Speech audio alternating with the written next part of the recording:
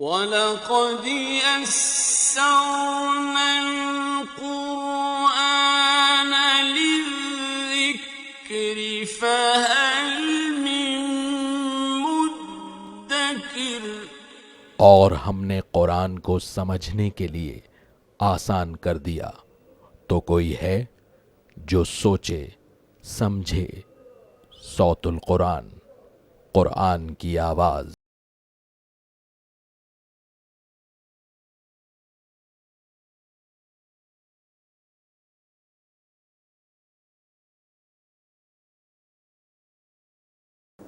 نحمده ونصلي على رسوله الكريم اما بعد فاعوذ بالله من الشيطان الرجيم بسم الله الرحمن الرحيم وقال الله لا تتخذوا إلهين اثنين انما هو إله واحد فإياي فارهبون صدق اللہ العظیم۔ سورۃ النحل آیت نمبر 51 سے ہم اپنا مطالعہ شروع کر رہے ہیں۔ ابھی سورہ مبارکہ کا 7واں رکوع شروع ہو رہا ہے۔ اس میں شرک کی نفی کی گئی ہے اور مشرکین کے اوہام اور بے حقیقت باتوں کا ذکر بھی ہے، اور ان کی ایک بہت بری حرکت کہ وہ لڑکیوں کو نفرت کی نگاہوں سے دیکھتے تھے اور زندہ دفن کر دیا کرتے تھے، اس کا ذکر بھی اس مقام پر آیا ہے۔ وقال اللہ لا تتخذوا الہین اثنین، اور اللہ نے فرمایا کہ دو معبود مت بناؤ۔ عرب کے قریب ایران کا علاقہ تھا، وہاں مشرکین تھے جن کو مجوسی کہا جاتا ہے، اور ان کے ہاں دو خداؤں کا تصور تھا، نیکی کا خدا الگ اور بدی کا خدا الگ۔ اہرمن اور یزداں، یہ تصورات دو خداؤں کے ان کے ہاں موجود تھے، اس کی نفی فرمائی گئی۔ انما ہوا الہ واحد، بے شک اس اللہ کے سوا کوئی عبادت کے لائق نہیں، وہ اللہ معبود واحد ہے۔ فإیایا فرہبون، بس مجھ ہی سے ڈرو۔ دیکھیے، الہ کہتے ہیں اس ہستی کو جس کی طرف انسان رجوع کرے مشکلات میں، جس سے سب سے بڑھ کر محبت کی جائے، جس پر سب سے بڑھ کر توکل کیا جائے، جس کو انسان اپنا سہارا سمجھے۔ اب اگر اللہ کے مقابلے میں کسی ہستی کے ساتھ یہ رویہ اختیار کر لیا جائے کہ اس کے ساتھ یہ معاملہ ہو کہ یہی ہماری بگڑی بنا سکتا ہے، اسی سے اللہ کی طرح محبت ہو جائے، اسی پر توکل ہو جائے، اسی کو مشکلات کے اندر اپنا مشکل کشا سمجھا جائے، تو یہ وہ شے ہے کہ جو اللہ کے ساتھ شریک کرنے کے مترادف ہے۔ اللہ ہمیں توحید پر کاربند رہنے اور اس کے تقاضوں پر عمل کی توفیق عطا فرمائے۔ وَلَهُ مَا فِي السَّمَاوَاتِ وَالْأَرْضِ، اور اسی اللہ کے لیے جو آسمانوں میں ہے اور زمین میں ہے۔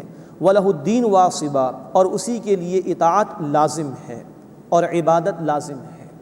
اطاعت اور عبادت اللہ کا حق ہے، اسی کا حکم چلے گا، اسی کی فرما برداری کرنی ہے۔ افغیر اللہ تتقون، تو کیا اللہ کے سوا تم کسی اور سے ڈرتے ہو؟ وما بکم من نعمت فمن اللہ، اور تمہارے پاس جو کوئی بھی نعمت ہے بس وہ اللہ کی طرف سے ہے۔ ثم اذا مسکم الضر فالیہ تجأرون، پھر جب تمہیں تکلیف پہنچتی ہے تو اسی کی طرف تم روتے چلاتے ہو۔ یہ تمہاری فطرت میں اللہ کی معرفت موجود ہے، جب اسباب جواب دے جاتے ہیں تب اللہ تمہیں یاد آتا ہے۔ وہی اللہ ہے ہر وقت، وہی تمہارا مشکل کشا ہے، وہی تمہاری ضروریات کو پورا فرمانے والا ہے۔ ثم اذا کشف الضر عنکم اذا فریق منکم بربہم یشرکون، پھر جب وہ تم سے تکلیف کو دور فرما دیتا ہے تو تم میں سے ایک فریق اس وقت اپنے رب کے ساتھ شریک کرنے لگ جاتا ہے۔ پکارتے اللہ کو ہو، نعمتیں وہ دیتا ہے، شکر کسی اور کا ادا کر رہے ہو۔ لیکفروا بما آتیناہم، تاکہ وہ اس کی ناشکری کریں جو ہم نے انہیں عطا کیا ہے۔ فتمتعوا، بس تم فائدہ اٹھا لو۔ فسوف تعلمون، پس قریب تم جان لو گے۔ وَيَجْعَلُونَ لِمَا لَا يَعْلَمُونَ نَصِيبًا مِّمَّا رَزَقْنَاهُمْ، اور جو ہم نے انہیں عطا کیا ہے اس میں سے وہ ان کے لیے حصہ مقرر کرتے ہیں جن کو وہ جانتے بھی نہیں، یعنی ان کو اپنے جھوٹے معبودوں کی حقیقت کا بھی اندازہ نہیں، جن کے لیے اللہ کے مقابلے میں یہ حصے مقرر کر رہے ہیں اللہ کے دیے ہوئے رزق میں سے۔ تَاللَّهِ لَتُسْأَلُنَّ عَمَّا كُنتُمْ تَفْتَرُونَ، اللہ کی قسم تم سے اس کے بارے میں ضرور پوچھا جائے گا جو تم جھوٹ باندھتے تھے۔ وَيَجْعَلُونَ لِلَّهِ الْبَنَاتِ سُبْحَانَهُ، اور وہ اللہ کے لیے بیٹیاں ٹھہراتے ہیں، وہ اللہ اس سے پاک ہے۔ وَلَهُم مَّا يَشْتَهُونَ، اور ان کے لیے وہ ہے جو ان کا دل چاہتا ہے، یعنی اپنے لیے بیٹے پسند کرتے ہو، تمہارے گھر میں بیٹیاں پیدا ہو جائیں تو زندہ دفن کر دیتے ہو، اپنے لیے بیٹے تم نے پسند کر لیے، اور اللہ کے لیے کہا کہ فرشتے اللہ کی بیٹیاں ہیں، کیسی بھونڈی تمہاری تقسیم ہے۔ وَإِذَا بُشِّرَ أَحَدُهُم بِالْأُنثَىٰ، اور جب ان میں سے کسی کو لڑکی کی خوشخبری دی جاتی ہے، وَلَّ وَجْهُهُ مُسْوَدًّا وَهُوَ كَظِيمٌ، تو اس کا چہرہ سیاہ پڑ جاتا ہے اور وہ غصے سے بھر جاتا ہے۔ یتوارا من القوم من سوء ما بشر بہ، لوگوں سے چھپتا پھرتا ہے اس خوشخبری کی برائی کی وجہ سے جو اسے دی گئی۔ ایمسکہ علی ہون، اب سوچتا ہے کہ کیا اس کو رسوائی کے ساتھ رکھے، ام یدسہ فی التراب، یا اس کو مٹی میں دفن کر دے۔ الا ساء ما یحکمون، آگاہ ہو جاؤ برا ہے وہ جو فیصلہ کرتے ہیں۔ یہ ہے مشرکین مکہ کی انتہائی گھناؤنی حرکت جس کا قرآن نے یہاں پر بیان کیا کہ بیٹیاں پیدا ہوتی تو ان کے چہرے بگڑ جاتے تھے اور وہ بیٹیوں کو زندہ دفن کر دیا کرتے تھے، جیتے جی مار دیا کرتے تھے اپنے ہاتھوں سے۔ نوٹ فرمائیے کہ آج بھی ہمارے معاشرے میں کچھ اسی طرح کے معاملات ہیں جو سامنے آتے ہیں۔ بیٹیوں کی پیدائش پر بسا اوقات معاشرے میں لوگوں کو دیکھا گیا کہ وہ منہ بنا لیتے ہیں۔ کہیں ساس اپنی بہو کو مورد الزام ٹھہراتی ہے، کہیں سسرالی رشتہ دار بہو کو برا بھلا کہتے ہیں، اور کبھی وہ عورت جس کے ہاں بیٹی پیدا ہوئی وہ بھی منہ بنا لیتی ہے، کبھی اس بیٹی کا باپ منہ بنا لیتا ہے۔ حالانکہ ہر ایک کو سوچنا چاہیے کہ جو بھی پیدا ہوا ہے وہ اپنی ماں کے بطن سے پیدا ہوا، وہ بھی تو ایک عورت تھی کہ نہیں۔ یہ مشرکوں کا طرز عمل کہ بیٹیوں کی پیدائش کے اوپر منہ بنانا۔ آج ہم بیٹیوں کو زندہ قبر میں تو دفن نہیں کرتے، لیکن جیتے جی مار دیتے ہیں، وراثت میں حصہ نہیں دیتے ان کو، لڑکوں کو ترجیح دیتے ہیں لڑکیوں کے مقابلے، لڑکیوں کی تعلیم کا انتظام نہیں کرتے، کہیں لڑکیوں کی شادیاں نہیں کی جاتی کہ داماد کے سامنے جھکنا پڑ جائے گا۔ یہ تصورات آج ہمارے معاشرے کے اندر ہیں۔ قرآن 1400 برس پہلے کی بات بیان کر رہا ہے، لیکن زندہ کتاب اللہ کی کچھ ہمارے معاشروں کی تصویر ہے جو قرآن نے پیش کی۔ آئیے دیکھیں اسلام نے ایک عورت کو، ایک بیٹی کو کیا مقام دیا۔ خواتین کو سوچنا چاہیے کہ جو ٹھیک بات کرتی ہیں، اپنے حقوق کی بات کرتی ہیں، لیکن اگر وہ ایک مطالبہ رکھ دیں کہ ہمیں اسلام دے دیا جائے تو اتنے حقوق شریعت نے ان کو عطا فرمائے ہیں کہ جس کا وہ تصور نہیں کر سکتی۔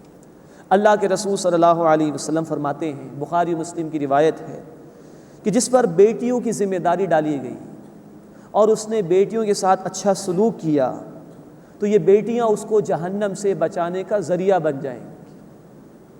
اللہ کے رسول نے فرمایا صلی اللہ علیہ وسلم، مسلم شریف کی روایت ہے، کہ جس پر 2 بیٹیوں کی ذمہ داری ڈالی گئی اور اس نے ان کی پرورش کی اور وہ بلوغت کی عمر کو پہنچ گئیں اور اس نے ان کا نکاح کر دیا تو یہ شخص اور میں جنت میں اس طرح ایک دوسرے کے ساتھ ہوں گے۔ اللہ کے رسول نے فرمایا صلی اللہ علیہ وسلم مسند احمد کی حدیث میں کہ جس کے ہاں لڑکی پیدا ہو وہ اس کو تکلیف نہ پہنچائے، اس کی توہین نہ کرے اور لڑکوں کو اس لڑکی پر ترجیح نہ دے تو میں اس کو جنت کی ضمانت دیتا ہوں۔ بیٹیوں کی پرورش پر اللہ کے رسول صلی اللہ علیہ وسلم نے جنت کی ضمانت دی ہے۔ بیٹا اگر نعمت ہے تو بیٹی اللہ کی رحمت ہے اور جنت کے حصول کا ذریعہ ہے۔ پھر سوچئے اگر کسی کو اللہ نے صرف بیٹیاں ہی بیٹیاں دی ہوں تو اس کی نسبت تو محمد کریم صلی اللہ علیہ وسلم کے ساتھ ہو جاتی ہے کہ آپ کے بیٹے تو چھوٹی عمر میں انتقال کر گئے تھے، آپ کی 4 بیٹیاں ہی بڑی ہوئی تھیں۔ یہ مقام ہے جو اسلام نے عورت کو عطا کیا ہے بحیثیت بیٹی۔ اللہ ہمیں اس کی سمجھ عطا فرمائے۔ جن کی بیٹیاں ہیں اللہ ان بیٹیوں کو رحمت، انہیں سمجھنے کی توفیق عطا فرمائے اور ان کی اچھی طرح پرورش کرنے کی توفیق عطا فرمائے اور حق تلفی کرنے سے اللہ ہمیں محفوظ فرمائے۔ وَإِذَا بُشِّرَ أَحَدُهُمْ بِالْأُنثَىٰ، اور جب ان میں سے کسی کو بیٹی کی خوشخبری دی جاتی ہے، وَلَّ وَجْهُهُ مُسْوَدًّا وَهُوَ كَظِيمٌ، تو اس کا چہرہ سیاہ پڑ جاتا ہے اور وہ غصے سے بھر جاتا ہے۔ يَتَوَارَىٰ مِنَ الْقَوْمِ مِنْ سُوءِ مَا بُشِّرَ بِهِ، لوگوں سے چھپتا پھرتا ہے اس خوشخبری کی برائی کی وجہ سے جو اسے دی گئی، کیونکہ برا سمجھا جاتا تھا اس معاشرے میں بچی کا پیدا ہو جانا۔ ایمسکہ علی ہون، اب سوچتا ہے آیا اس کو رسوائی کے ساتھ رکھے، ام یدسہ فی التراب، یا اس کو مٹی میں دفن کر دے۔ الا ساء ما یحکمون، آگاہ ہو جاؤ برا ہے جو وہ فیصلہ کرتے ہیں۔ للذین لا یؤمنون بالآخرۃ مثل السوء، جو لوگ آخرت پر ایمان نہیں رکھتے ان کا حال برا ہے۔ وللہ المثل الاعلی، اور اللہ کی شان بلند ہے۔ وَهُوَ الْعَزِيزُ الْحَكِيمُ، اور وہ اللہ زبردست ہے، حکمت والا ہے۔ اس کے بعد اس سورہ مبارکہ کا 8واں رکوع شروع ہو رہا ہے۔ اس میں یہ بتایا گیا کہ اللہ نے جو ڈھیل دی ہے لوگوں کو وہ رحمت ہے، عذاب کے حوالے سے ڈرایا گیا ہے، اور مرنے کے بعد دوبارہ زندگی کے لیے دلیل پیش کی گئی ہے۔ وَلَوْ يُؤَاخِذُ اللَّهُ النَّاسَ بِظُلْمِهِمْ، اور اگر اللہ فوراً گرفت فرما لیتا لوگوں کی ان کے ظلم کی وجہ سے، مَا تَرَكَ عَلَيْهَا مِن دَابَّةٍ، تو زمین پر کوئی چلنے پھرنے والا نہ چھوڑتا۔ وَلَٰكِن يُؤَخِّرُهُمْ إِلَىٰ أَجَلٍ مُّسَمًّى، لیکن وہ انہیں ڈھیل دیتا ہے ایک مدت مقررہ تک۔ فَإِذَا جَاءَ أَجَلُهُمْ لَا يَسْتَأْخِرُونَ سَاعَةً وَلَا يَسْتَقْدِمُونَ، پھر جب ان کا وقت آ جاتا ہے تو نہ وہ ایک گھڑی پیچھے ہٹ سکتے ہیں اور نہ ایک گھڑی آگے بڑھ سکتے ہیں۔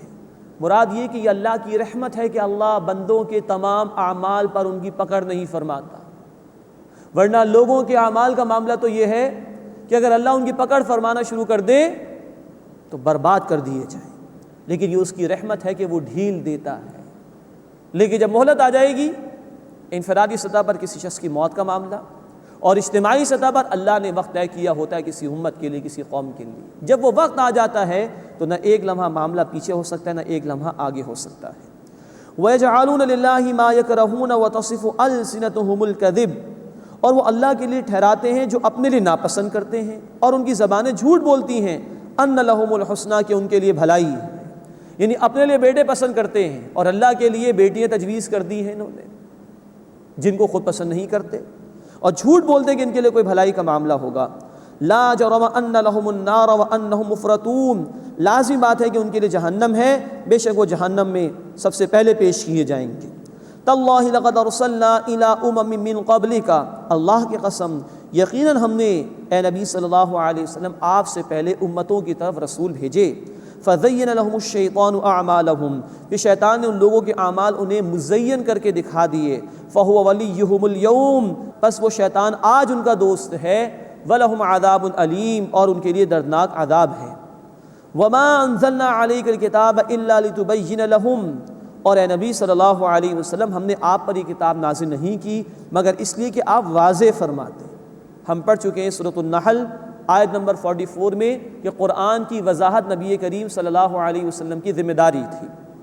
وَمَا أَنزَلْنَا عَلَيْكَ الْكِتَابَ إِلَّا لِتُبَيِّنَ لَهُمْ، اور اے نبی صلی اللہ علیہ وسلم ہم نے آپ پر کتاب نازل نہیں کی مگر اس لیے کہ آپ ان کے لیے واضح کر دیں، الذی اختلفوا فیہ، جس میں انہوں نے اختلاف کیا، وہدی ورحمۃ لقوم یؤمنون، اور ہدایت اور رحمت ہے ان لوگوں کے لیے جو ایمان لائے۔ واللہ انزل من السماء ماء، اور اللہ نے آسمان سے پانی برسایا، فاحیا بہ الارض بعد موتها، پھر اسی سے زمین کو اس کی موت کے بعد زندگی دی۔ ان فی ذلک لآیۃ لقوم یسمعون، بے شک اس میں ان لوگوں کے لیے نشانی ہے جو سنتے ہیں۔ زمین مردہ ہو جاتی ہے، اللہ تعالیٰ بارش برسا کر زمین کو زندگی عطا فرما دیتا ہے۔ اسی زمین میں بیج مردہ ہوتا ہے، اللہ اس کو زندگی عطا فرما دیتا ہے۔ وہی اللہ تمہیں مردہ کر دینے کے بعد دوبارہ زندہ کرنے پر قادر ہے۔ ان فی ذلک لآیۃ لقوم یسمعون، بے شک اس میں نشانی ہے ان لوگوں کے لیے جو سنتے ہیں۔ اس کے بعد اس سورہ مبارکہ کا 9واں رکوع شروع ہو رہا ہے اور اللہ کی قدرت کی نشانیاں بیان کی جا رہی ہیں۔ جانوروں کے دودھ اور اس کے عمل کو اللہ نے اپنی قدرت کی نشانی بیان فرمایا، اور شہد کی مکھی کے شہد بنانے کے عمل کو اللہ نے اس رکوع میں بیان فرمایا ہے۔ وَإِنَّ لَكُمْ فِي الْأَنْعَامِ لَعِبْرَةً، اور بے شک تمہارے لیے چوپایوں میں سبق آموزی کا سامان ہے۔ نُسْقِيكُم مِّمَّا فِي بُطُونِهِ مِن بَيْنِ فَرْثٍ وَدَمٍ لَبَنًا خَالِصًا، ہم تمہیں پلاتے ہیں خالص دودھ اس سے جو گوبر اور خون کے درمیان ان کے پیٹوں میں ہے، سائغا للشاربین، پینے والوں کے لیے خوشگوار ہے۔ یہ میملز کی بات آ رہی ہے، دودھ دینے والے جانوروں کی، کہ کس طرح ان کے وجود میں اللہ تعالیٰ یہ پاک صاف دودھ پیدا فرماتا ہے اور پینے والوں کے لیے بڑا خوشگوار ہے۔ یہ اللہ کی معرفت کی بہت بڑی دلیل ہے۔ ایک ایک دودھ دینے والا جانور، ایک بکری، ایک گائے، ایک پوری انڈسٹری ہے گویا، اور اللہ کی قدرت کی بہت بڑی نشانی ہے۔ ہر انسان کسی بھی دور میں ہو، کتنا کچھ اس ایک جانور میں غور و فکر کا سامان موجود ہے۔ نوٹ کیجئے، یہاں قرآن نے ان جانوروں کے اندر خون کے چلنے کا عمل بھی بیان کیا ہے، بلڈ سرکولیشن۔ قرآن نے 1400 برس پہلے اس کی طرف اشارہ کیا۔ قرآن کے نزول کے تقریباً 600 برس کے بعد ابن نفیس ایک سائنسدان تھا مسلمان، اس نے بلڈ سرکولیشن کو بیان کیا، اور قرآن کے نزول کے 1000 برس کے بعد یورپ میں ولیم ہاروی نے بلڈ سرکولیشن کو بیان کیا۔ قرآن 1400 برس پہلے اس کی طرف اشارہ کر رہا ہے۔ اسی طرح یہ دودھ بننے کا عمل ریسنٹ ٹائمز میں صحیح طور پر انسان واضح طور پر سمجھ سکا ہے، قرآن 1400 برس پہلے اس کو بیان کر رہا ہے۔ ایک سائنٹیفک فیکٹ کی طرف بھی اشارہ ہے، اور اس سے بڑھ کر اللہ کی معرفت کی طرف بہت بڑا اشارہ۔ انسان غور کرے، یہ جانور غذا کھاتے ہیں، پانی پیتے ہیں، اسی سے ان کی اپنی توانائی اور انرجی کا سامان پیدا ہوتا ہے، اسی سے ان کا خون بھی پیدا ہو رہا ہوتا ہے، اسی سے جو بھی ان کا گوبر اور ویسٹیج ہے وہ بھی پیدا ہو رہا ہوتا ہے، اسی سب کچھ کے ذریعے سے ان کے اپنے بچوں کی غذا کی ضرورت پوری ہوتی ہے۔ اس خون کی نالیوں کے درمیان سے، ویسٹیج کی نالیوں کے درمیان سے صاف شفاف دودھ ہے جو اللہ پینے کے لیے بندوں کو عطا کر رہا ہے۔ کتنی بڑی اللہ کی قدرت کی نشانی، انسان غور کرے اس کے اوپر۔ فرمایا کہ وَإِنَّ لَكُمْ فِي الْأَنْعَامِ لَعِبْرَةً، اور بے شک تمہارے لیے ان چوپایوں میں سبق آموزی کا سامان ہے۔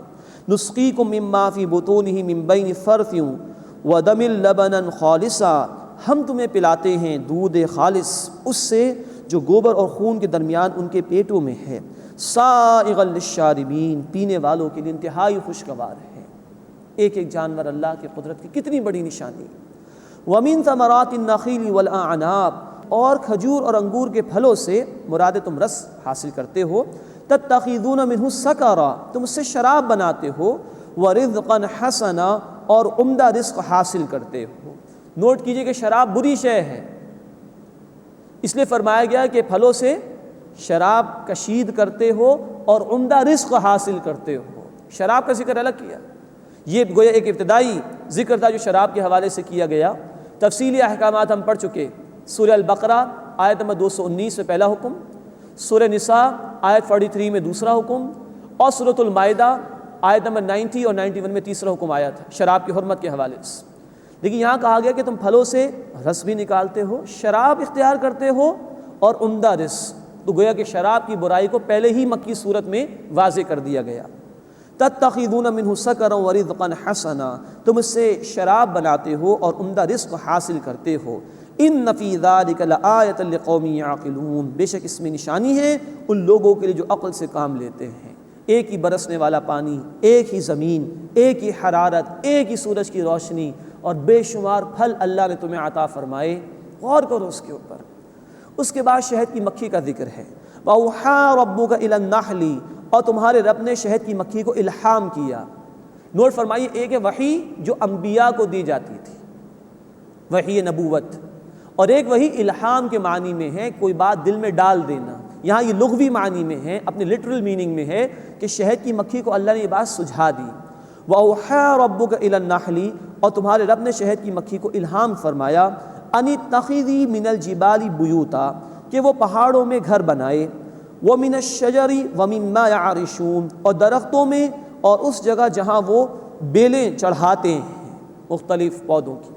ثُمَّ كُلِي مِن كُلِّ الثَّمَرَاتِ، پھر کھا ہر قسم کے پھل، فَاسْلُكِي سُبُلَ رَبِّكِ ذُلُلًا، پھر اپنے رب کے نرم ہموار راستوں پر چل، یخرج من بطونها شراب، ان کے پیٹوں سے پینے کی ایک چیز نکلتی ہے، مختلف الوانہ فیہ شفاء للناس، اس میں لوگوں کے لیے شفا ہے۔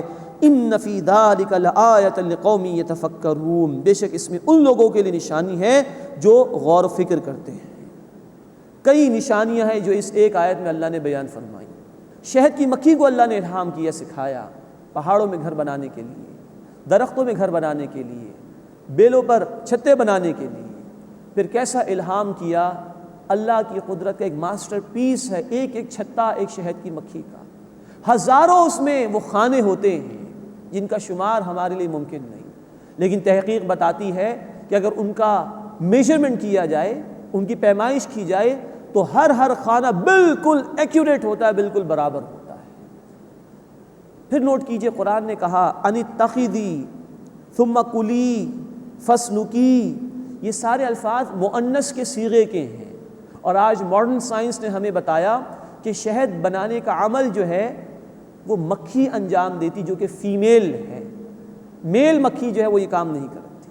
یہ بھی سائنٹیفک فیکٹ جس کی طرف قرآن نے 1400 برس پہلے اشارہ کیا۔ پھر اس نظام کو دیکھیے جو اللہ نے شہد کی مکھی کو عطا فرمایا۔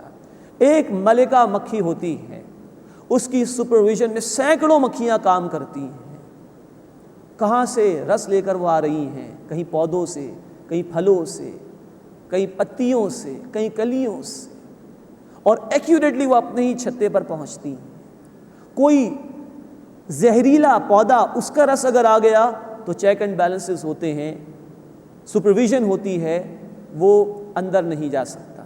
پھر انہی چھتوں کے اندر نئی پیدا ہونے والی مکھیوں کے لیے علیحدہ سے نظام ہوتا ہے، بیمار ہو جانے والیوں کے لیے علیحدہ سے نظام ہوتا ہے، سپرویژن ہوتی۔ سائنس یہ کچھ آج ہمیں بتا رہی ہے۔ اسلام کے ماننے والوں پر یہ بھی اعتراض رہے کہ ان کا قرآن مکھی کا ذکر کرتا ہے۔ اللہ بتا رہے کہ اللہ نے یہ پروسیس سکھایا مکھی کو، یہ اللہ کی قدرت کی نشانی ہے۔ اندازہ کیجئے اس کا کیا انجینئرنگ ہے جو اللہ نے شہد کی مکھی کو عطا فرمائی۔ انسان اسی پر غور کر لے، چاہے وہ ان پڑھ کیوں نہ ہو، وہ عش کر اٹھے گا اللہ کی قدرت پر، جھکے گا اس کے سامنے اور تسلیم کرے گا اللہ کی توحید اور اس کی معرفت کو۔ مزید فرمائے کہ طرح طرح کے رنگ ہیں اس شہد کے جو ان مکھیوں کے پیٹ سے نکلتا ہے، اور فرمایا کہ اس میں شفا ہے لوگوں کے لیے۔ شہد کے ہر قطرے میں ہر وائٹامن موجود ہے جس کی انسان کو ضرورت ہے۔ پھر شہد میں یہ خصوصیت ہے کہ وہ نمی کو جذب کر لیتا ہے، جو چیز اس میں رکھ دی جائے وہ سڑتی نہیں ہے، اللہ اس کو محفوظ کر دیتا ہے۔ یہ ہے اللہ کی قدرت کی نشانیاں۔ فیہ شفاء للناس، اس میں لوگوں کے لیے شفا ہے۔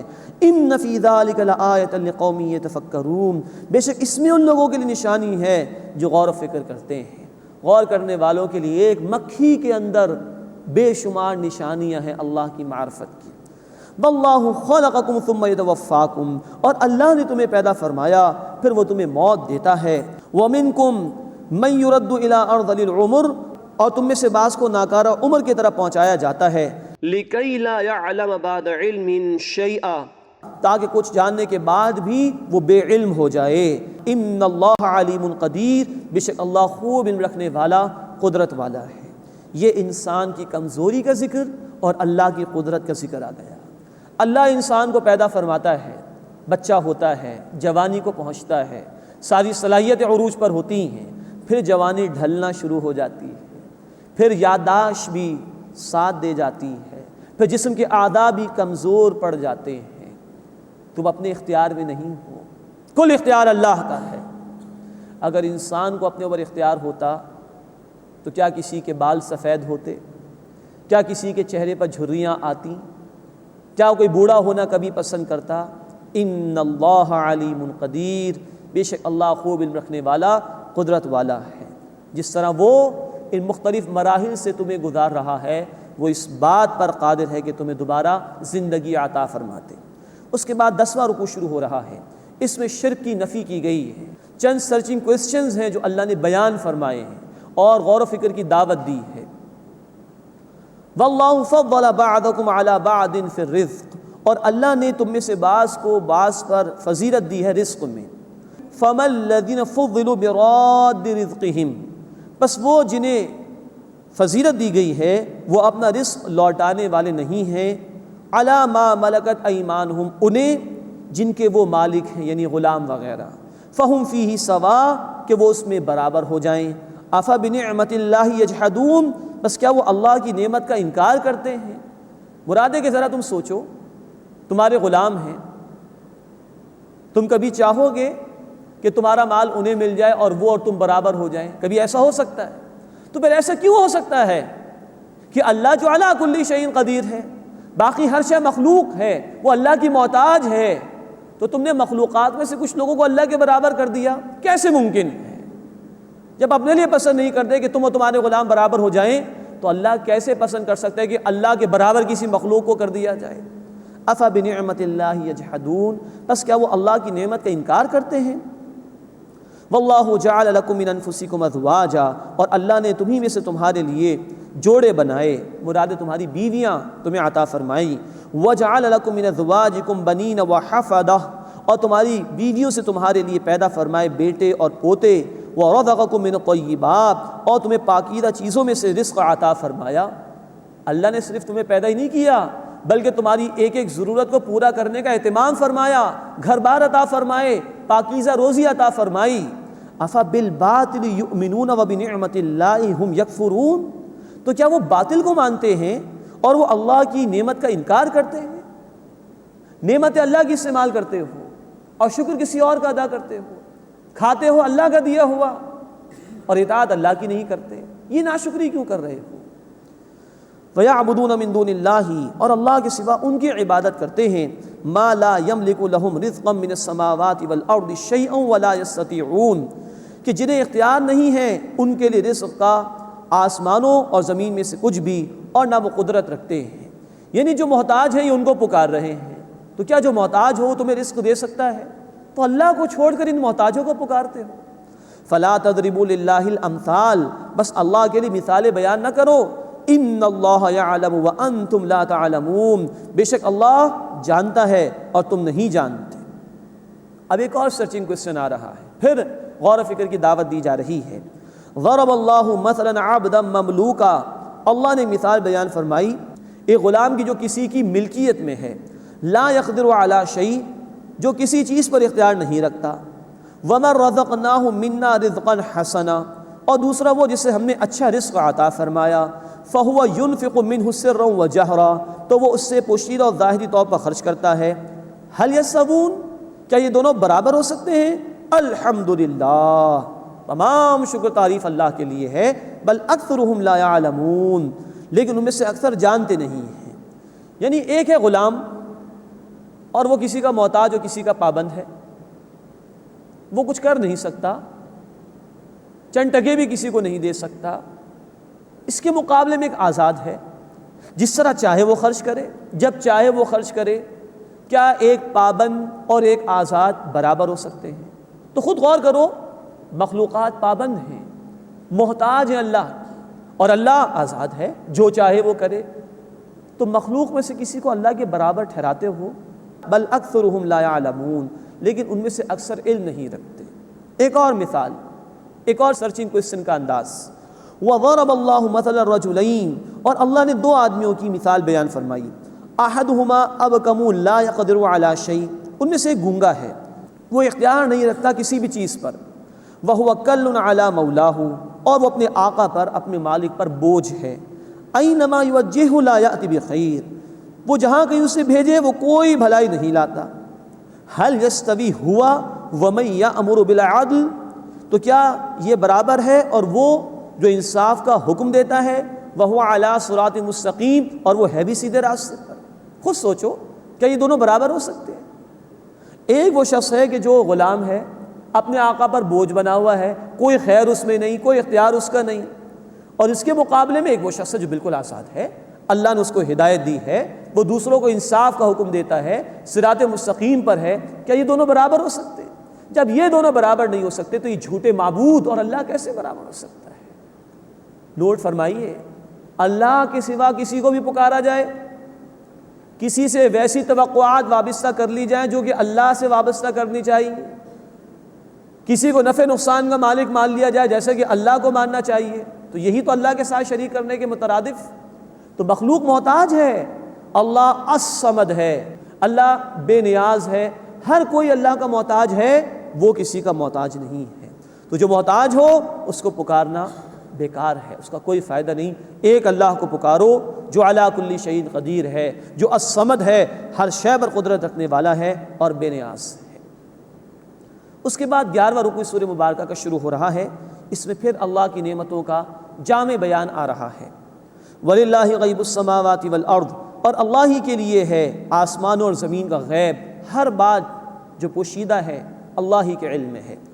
وَمَا أَمْرُ السَّاعَةِ إِلَّا كَلَمْحِ الْبَصَرِ، اور قیامت کا آنا ایسے ہی ہے جیسے آنکھ کا جھپکنا، او هو اقرب، یا اس سے بھی زیادہ قریب، آیا ہی چاہتی ہے۔ اللہ کے حبیب صلی اللہ علیہ وسلم نے فرمایا، بخاری مسلم کی حدیث ہے، بعثت انا والساعة كهاتین، میں اور قیامت کیوں بھیجے گئے؟ آیا ہی چاہتی ہے۔ اور نوٹ فرمائیے کہ ایک قیامت ہمارے سر پہ سوار ہے، ہماری موت۔ اللہ کے رسول صلی اللہ علیہ وسلم نے فرمایا، سنن نسائی کی حدیث ہے، من مات فقط قامت قیامتہ، جو مر گیا اس کی قیامت تو واقع ہوگی، اس کی مہلت ختم۔ وما امر الساعۃ الا کلمح البصر، اور قیامت کا آنا صرف ایسے ہی ہے جیسے آنکھ کا جھپکنا، او ہوا اقرب، یا اس سے بھی زیادہ قریب۔ ان اللہ علی کل شیء قدیر، بے شک اللہ ہر شے پر قدرت رکھنے والا ہے۔ واللہ اخرجکم من بطون امہاتکم، اور اللہ نے تمہیں تمہاری ماؤں کے بطن سے نکالا، لا تعلمون شیئا، تم کچھ بھی جانتے نہیں تھے، وجعل لکم السمع والابصار والافئدہ، اور اس سے تمہیں سماعت اور بصارت اور عقل عطا فرمائی، لعلکم تشکرون، تاکہ تم شکر ادا کرو۔ غور فرمائیے، انسان کا بیٹا، انسان کی بیٹی، انسان کی اولاد جب وہ پیدا ہوتا ہے تو انتہائی کمزور، جبکہ جانوروں کا معاملہ یہ ہے کہ بکری کا بچہ پیدا ہوتا ہے، چند گھنٹے وہ لڑکھڑاتی ہیں اس کی ٹانگیں، اور پھر وہ پورا کھڑا ہو جاتا ہے اپنے وزن کے اوپر۔ انسان کی اولاد اتنی کمزور کہ 8 9 10 مہینے تو وہ اٹھنے کے قابل بھی نہیں۔ غور کرو، کون یہ سب کچھ تمہیں عطا کر رہا ہے؟ لعلکم تشکرون، تاکہ تم شکر ادا کر سکو۔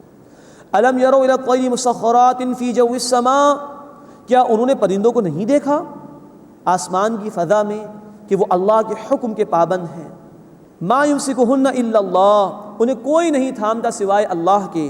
ان فی ذلک لآیات لقوم یؤمنون، بے شک اس میں ان لوگوں کے لیے نشانیاں ہیں جو ایمان لانے والے ہیں۔ یہ پرندے اللہ کی معرفت کی بہت بڑی دلیل ہے۔ تم کوئی شے ہوا میں اچھال کر دیکھو، زمین کی کشش ثقل کی جو فورس ہے، گریوٹی کی، اس کی وجہ سے وہ چیز نیچے آ جاتی ہے، ٹھہرتی نہیں ہے۔ یہ پرندے اپنے پروں کو چھوڑ دیتے ہیں، کون ان کو تھامتا ہے کوئی اللہ کے سوا جس نے ان کو بیلنسنگ فورس عطا کی ہے؟ ان کے پروں میں وہ خاصیت رکھی ہے کہ یہ بیلنس کر لیتے ہیں ہوا کے اندر۔ کون ہے جو اللہ کے سوا ان پرندوں کو تھامنے والا ہو؟ کیا یہ کوئی نشانی کم ہے اللہ کو پہچاننے کے لیے اور اس کی قدرت کا اعتراف کرنے کے لیے؟ ان فی ذلک لآیات لقوم یؤمنون، بے شک اس میں نشانیاں ان لوگوں کے لیے جو ایمان لاتے ہیں۔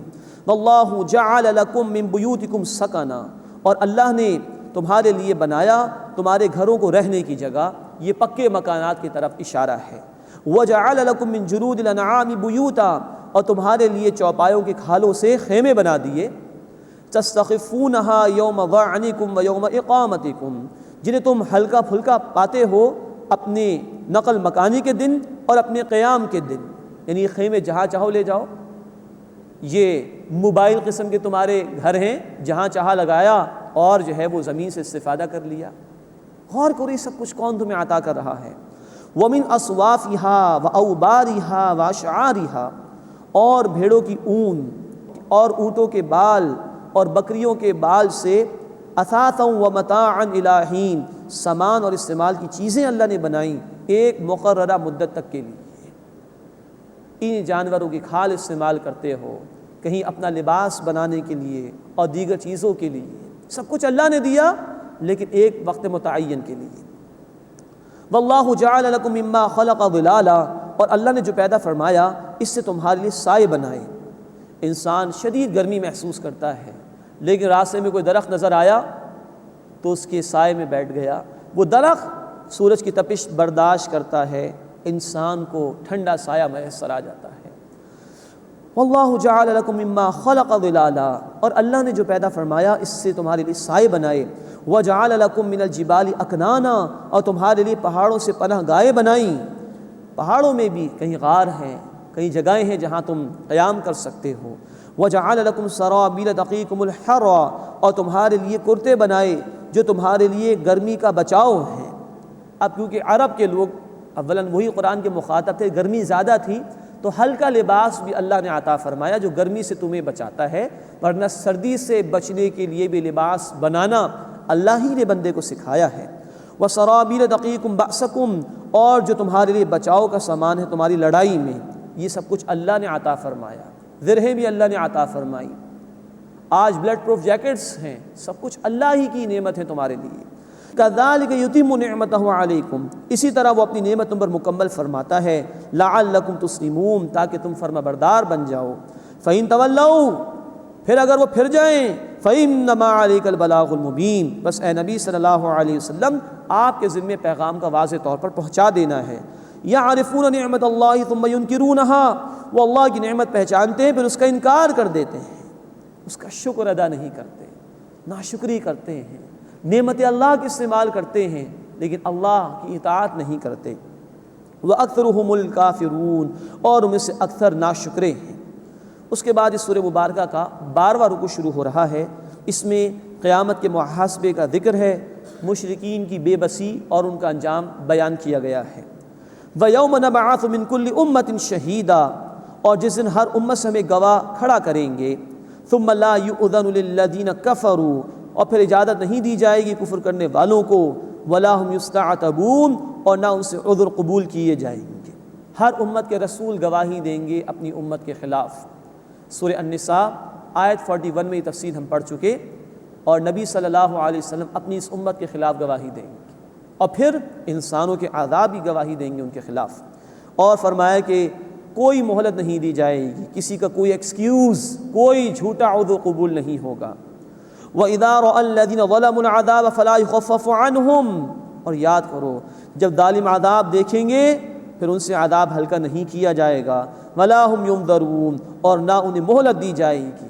وَإِذَا رَأَى الَّذِينَ أَشْرَكُوا شُرَكَاءَهُمْ، اور جب مشرک اپنے شریکوں کو دیکھیں گے، قالوا، تو وہ کہیں گے، ربنا هؤلاء شركاؤنا الذين كنا ندعو من دونك، اے ہمارے رب یہ ہیں ہمارے شریک جنہیں ہم تیرے سوا پکارتے تھے۔ فَأَلْقَوْا إِلَيْهِمُ الْقَوْلَ إِنَّكُمْ لَكَاذِبُونَ، پھر وہ ان کے شریک جن کو وہ اللہ کے ساتھ شریک کرتے تھے ان کی طرف یہ قول پیش کریں گے، یعنی یہ جواب دیں گے، إِنَّكُمْ لَكَاذِبُونَ، بے شک تم ہی جھوٹے ہو۔ نوٹ فرمائیے، بتوں کو تو پوجا ہی گیا ہے، اللہ کے محبوب بندوں کو بھی پوجا پاٹ کا ذریعہ بنایا گیا ہے۔ اللہ کے رسول صلی اللہ علیہ وسلم کی حدیث بخاری مسلم شریف میں آپ نے فرمایا کہ اللہ لعنت فرمائے یہود و نصارہ پر جنہوں نے اپنے انبیاء کی قبروں کو سجدہ گاہ بنا لیا تھا۔ جن رسولوں کو پکارا گیا، اللہ کے جن نیک بندوں کو پکارا گیا، وہ ان مشرکین کے شرک کا انکار کر دیں گے، انکم لکاذبون کہیں گے تم جھوٹ کہتے تھے۔ وَأَلْقَوْا إِلَى اللَّهِ يَوْمَئِذٍ السَّلَمَ، اور وہ اس دن اللہ کے سامنے عاجزی کا پیغام پیش کریں گے۔ وَضَلَّ عَنْهُمْ مَا كَانُوا يَفْتَرُونَ، اور ان سے گم ہو جائے گا وہ جو جھوٹ گھڑتے تھے، سارا ان کا شرک غائب ہو جائے گا، اور چاہیں گے کہ اس دن ان کو کوئی موقع دے دیا جائے، عاجزی اختیار کریں گے لیکن کوئی فائدہ نہیں۔ یہ ہے حسرت بھرا انجام مشرکین کا، مخالفین کا، جھٹلانے والوں کا۔ مہلت یہاں ہے دنیا میں، جس کو عمل کرنا آج عمل کر لے، آنکھوں کے بند ہونے سے پہلے اللہ ہمیں اس کی توفیق عطا فرمائے، ورنہ آخرت میں انجام ہے، عمل کرنے کے لیے کوئی مہلت نہیں، کوئی موقع نہیں۔ وَضَلَّ عَنْهُمْ مَا كَانُوا يَفْتَرُونَ، اور اس سے گم ہو جائے گا وہ جو جھوٹ گھڑتے تھے۔ الَّذِينَ كَفَرُوا وَصَدُّوا عَنْ سَبِيلِ اللَّهِ، جن لوگوں نے کفر کیا اور اللہ کے راستے سے روکا، زِدْنَاهُمْ عَذَابًا فَوْقَ الْعَذَابِ، ہم ان کے لیے عذاب پر عذاب بڑھا دیں گے، اس لیے کہ وہ خود بھی گمراہ ہوئے تھے اور دوسروں کو بھی گمراہ کیا تھا، اس لیے دوہرا عذاب ان کو دیا جائے گا اللہ کے حضور۔ زدناہم عذابا فوق العذاب، ہم ان کے لیے عذاب پر عذاب بڑھا دیں گے، بما کانوا یفسدون، کیونکہ وہ فساد کیا کرتے تھے۔ وَيَوْمَ نَبْعَثُ فِي كُلِّ أُمَّةٍ شَهِيدًا عَلَيْهِمْ مِنْ أَنفُسِهِمْ، اور جس دن ہم اٹھائیں گے ہر امت میں ان کے خلاف انہی میں سے ایک گواہ کو۔ وَجِئْنَا بِكَ شَهِيدًا عَلَى هَؤُلَاءِ، اور اے نبی صلی اللہ علیہ وسلم ہم آپ کو ان سب پر گواہ کے طور پر لائیں گے۔ یہ ذکر ہم پڑھ چکے ہیں سورۃ النساء آیت نمبر 41 میں، اور سورۃ نساء آیت نمبر 41 تھی کہ اللہ کے رسول صلی اللہ علیہ وسلم تلاوت سن رہے تھے عبداللہ بن مسعود رضی اللہ تعالی عنہ سے، اور آپ کی آنکھوں سے آنسو جاری ہو گئے تھے کہ مجھے اپنی امت کے خلاف گواہی دینی ہوگی، اس معنی میں کہ رسول کی ذمہ داری پیغام کے پہنچا دینے کی، امت ذمہ دار ہوتی ہے کہ جو پیغام اس سے ملا وہ اس پر عمل کرے، اور ہم ذمہ دار ہیں کہ خود بھی اللہ کے رسول صلی اللہ علیہ وسلم سے ملے ہوئے پیغام پر عمل کریں، اور ہم ذمہ دار ہیں کہ اس پیغام کو آگے انسانیت تک پہنچائیں، اور پھر ہمیں بھی گواہی دینی ہوگی، اللہ ہم سے بھی پوچھیں گے، اس معنی میں کہ انسانیت تک پہنچانا ہماری ذمہ داری تھی۔ سورۃ البقرہ آیت 143، سورۃ الحج آیت 78 میں ہماری یہ ذمہ داری ہے امت مسلمہ کی کہ انسانیت تک اللہ کا پیغام تمہیں پہنچانا ہے۔ ہم سے بھی پوچھا جائے گا اس دن کہ تم نے گواہی انسانیت کے سامنے پیش کی تھی کہ نہیں کی تھی۔ اللہ ہمیں خود اپنے دین کے تقاضوں پر عمل کرنے کی توفیق دے اور اس دین کی گواہی دوسروں پر پیش کرنے کی توفیق عطا فرمائے۔ وَيَوْمَ نَبْعَثُ فِي كُلِّ أُمَّةٍ شَهِيدًا عَلَيْهِمْ مِنْ أَنفُسِهِمْ، اور جس دن ہم اٹھائیں گے ہر امت میں ان کے خلاف انہی میں سے ایک گواہ، وَجِئْنَا بِكَ شَهِيدًا عَلَىٰ هَؤُلَاءِ، اور اے نبی صلی اللہ علیہ وسلم ہم آپ کو ان سب پر گواہ کے طور پر لائیں گے۔ وَنَزَّلْنَا عَلَيْكَ الْكِتَابَ، اور اے نبی صلی اللہ علیہ وسلم ہم نے آپ پر قرآن نازل کیا، یہ کتاب ہم نے آپ کو عطا فرمائی، تِبْيَانًا لِكُلِّ شَيْءٍ، ہر شے کا مفصل بیان ہے۔ مراد یہ کہ زندگی بسر کرنے کے لیے اور زندگی کا راستہ طے کرنے کے لیے جن اصولی ہدایات کی ضرورت ہے وہ قرآن نے بیان کر دی ہے۔ ہاں، اس کی وضاحت فرمائی ہے رسول اکرم صلی اللہ علیہ وسلم نے، جو ہم پڑھ چکے ہیں سورہ النحل آیت نمبر 44 کی روشنی میں۔ تِبْيَانًا لِكُلِّ شَيْءٍ، ہر شے کا مفصل بیان ہے۔ وَهُدًى وَرَحْمَةً وَبُشْرَىٰ لِلْمُسْلِمِينَ، اور ہدایت ہے اور رحمت ہے اور خوشخبری ہے ان لوگوں کے لیے جو فرما برداری اختیار کرنے والے ہیں، جو اللہ کے احکامات پر عمل کرنے والے ہیں۔ اللہ تعالی ہمیں قرآن سے تعلق قائم کرنے کی توفیق عطا فرمائے اور اس پر ہمیں عمل کی توفیق عطا فرمائے، اور اللہ اس قرآن کو ہمارے حق میں ہدایت اور رحمت اور خوشخبری بنا دے۔ آمین یا رب العالمین۔ وآخر دعوانا ان الحمد للہ رب العالمین۔